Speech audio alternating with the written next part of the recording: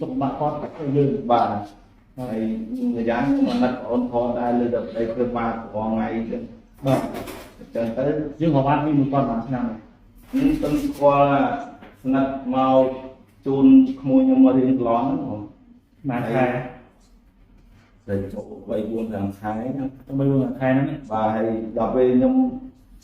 ដឹងបានលេខខ្ញុំមកពីណាទេតែទៅខ្ញុំខាងបងឯងជួយខ្ញុំមកប្តីធ្វើបាបអីណាឲ្យបងប្អូនខ្ញុំមិនសូវ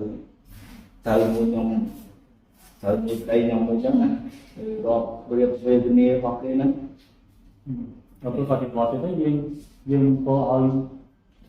គម្រោងទៅគាត់ទៅបាទហើយគាត់ថាខ្ញុំចង់សម្លាប់ប្តីខ្ញុំចោលគាត់ថាអញ្ចឹងបាទចង់សម្លាប់ប្តីវិញខ្ញុំទៅគាត់ហ្នឹងហើយ